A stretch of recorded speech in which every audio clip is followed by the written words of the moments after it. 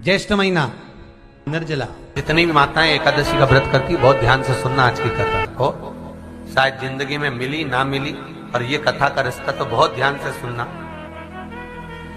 स्कंद पुराण यहां तक कहती है कि इस कथा के चरित्र को जो श्रवण कर लेता है उसको 26 एकादशी करना भी नहीं पड़ती। इस एकादशी की केवल ये कथा सुनकर ही वो तर जाता है।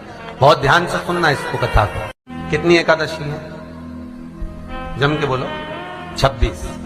जो भगवान विष्णु के पास जाकर निवेदन करी थी वो निर्जला थी, निर्जला। इसलिए सारी एकादशियों में निर्जला एकादशी की महत्वता शास्त्र प्रमाण करता है। महाराज करो निर्जला, कितनी सुंदर नाम। अब नाम इतना सुंदर है तो एकादशी कितनी सुंदर होगी। अब एकादशी इतनी सुंदर होगी तो जिस दिन तुम व्रत करोगी एकादशी का तो तुम कितनी सुंदर होगी। मतलब भगवान कितने प्रेम से स्वीकारेगा कि इसका हृदय कितना सुंदर है। ऊपर की सुंदरता मत देखो साहब, व्रत करने से भीतर की सुंदरता आप प्रकट की। भगवान ने कहा तू 11वें दिन जन्मी है, मैं तुझे एकादशी नाम देता हूं। मांग तुझे क्या चाहिए, मांग ले तुझे क्या चाहिए, क्योंकि तूने मुर दैत्य को मारा है जो कोई देवता नहीं मार पाए। बोल तुझे क्या। सारे देवता जहां हार गए थे वहां तू प्रकट होकर संहार किया। मांग तुझे क्या चाहिए। एकादशी ने भगवान विष्णु से कहा, नाथ प्रभु वर दे दो। मृत्यु लोक में जो मनुष्य मेरा व्रत करेगा, चाहे जलचर, थलचर, वायुचर या सांसारिक मनुष्य, मेरा अगर एकादशी का व्रत करेगा, प्रभु उसके यहां धन धान्य वैभव सुख संपदा बढ़ेगी और उस जीवात्मा को नरक नहीं भोगना पड़ेगा, सीधे वैकुंठ का उसको वास मिलेगा। जब जीव आत्मा को लेकर चला जाएगा, यम के दूत जब बंदी बनाकर ले जा रहे होंगे उस जीवात्मा को जिसके प्राण छूटे होंगे, यम के दूत जब बंदी बनाकर ले जा रहे होंगे, तब मुझे वर दो कि मैं इसका हाथ पकड़कर बेतरनी से पार उतार कर सारे नरकों से निकालती हुई आपके धाम में लेकर आऊं।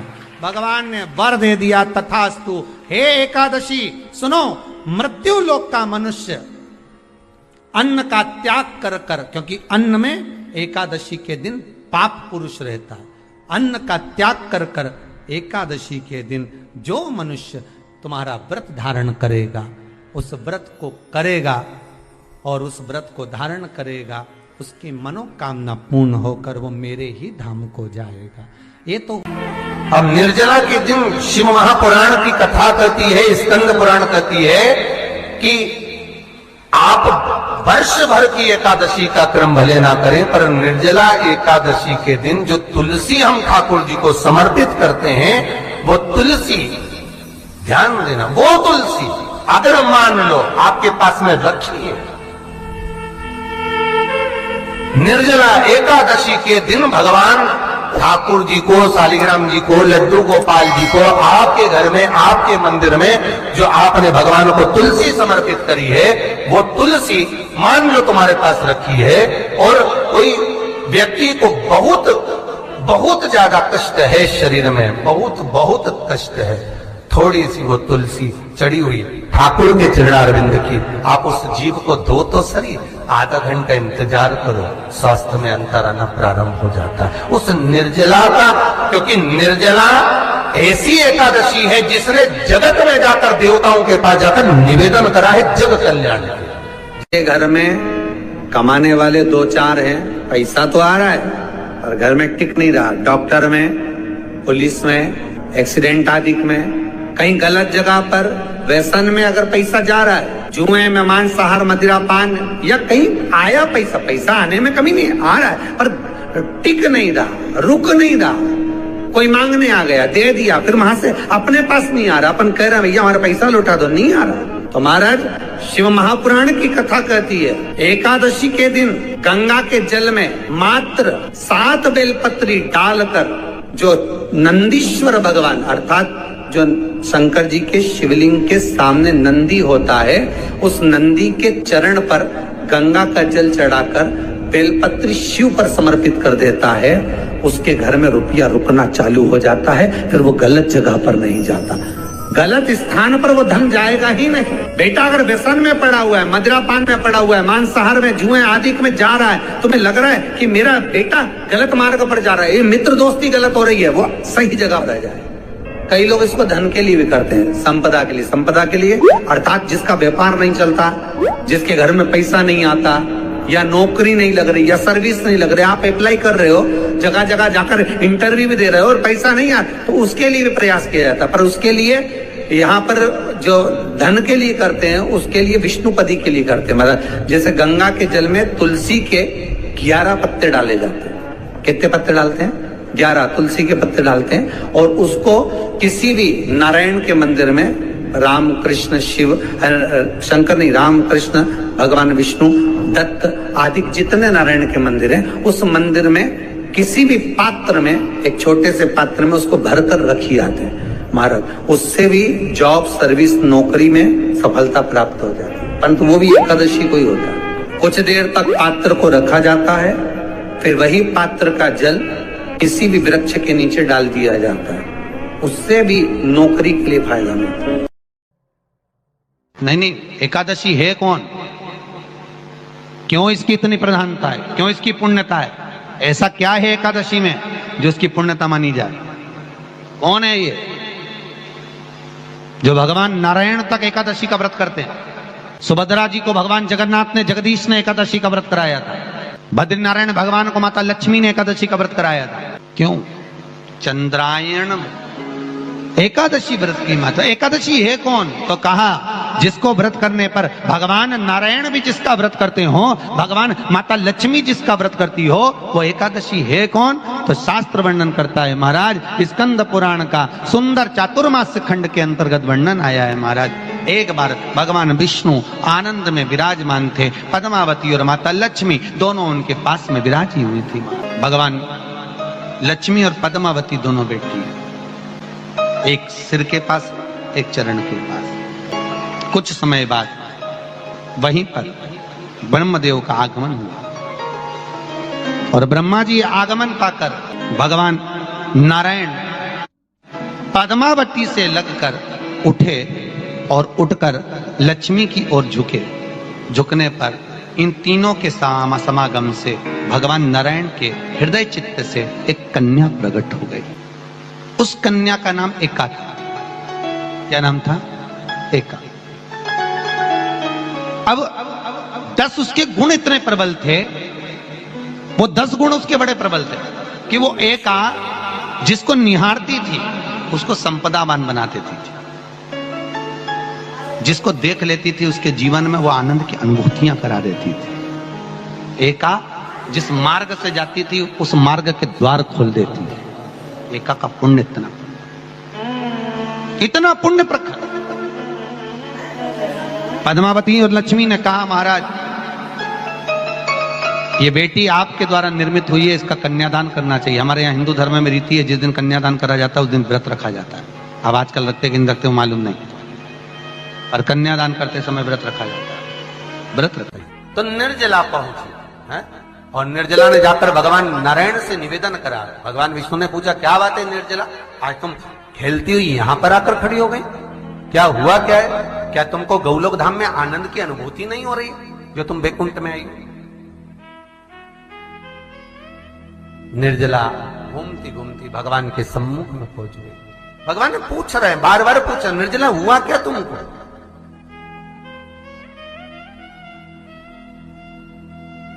ए निर्जला, एकादशी, हुआ क्या है तुमको? क्या कारण है तुम्हारे यहां आने का, वैकुंठ पहुंचने का? बहुत ध्यान देना महाराज। शास्त्र कहता है सोमवार, मंगलवार, बुधवार, गुरुवार, शुक्रवार, शनिवार, ये देवता वो देवता सबके व्रत कर लो, सारे व्रत कर लो, पर ये व्रत आपको परमात्मा के धाम तक लेकर नहीं जा सकते, क्योंकि इनका जो पुण्य है वो मृत्यु लोक में आप थोड़ा सा भी गलत करते हैं तो पुण्य समाप्त हो जाता। पर हिंदू धर्म के 3 व्रत ऐसे बता दिए जिन व्रतों का पुण्य समाप्त नहीं हुआ।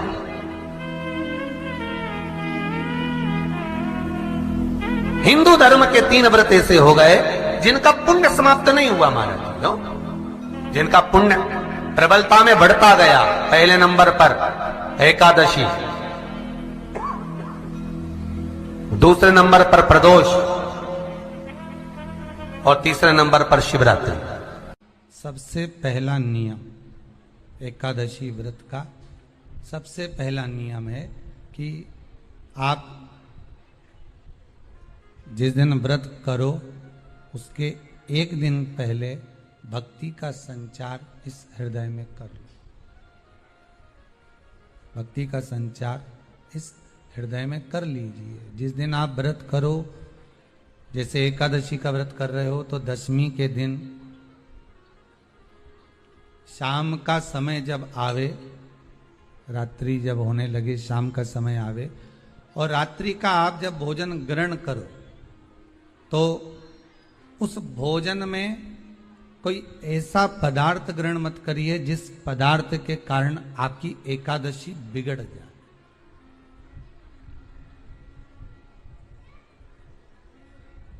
कोई बेकार भोजन हमें ग्रहण नहीं करना। श्रेष्ठ भोजन ग्रहण करिए दशमी के। और एकादशी का दूसरा नियम बहुत ध्यान से सुनिएगा।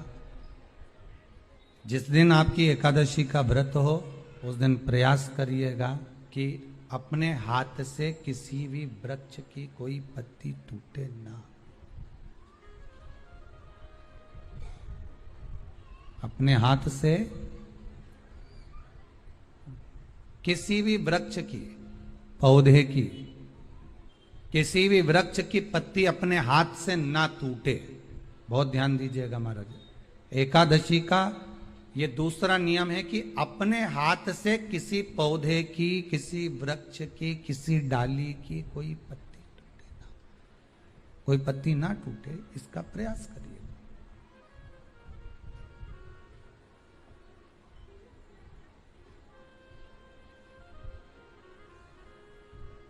कितना सुंदर व्याख्यान कहा है, कितना सुंदर वर्णन है महाराज कि मात्र एकादशी का व्रत कर लेने पर, मात्र एकादशी का व्रत कर लेने पर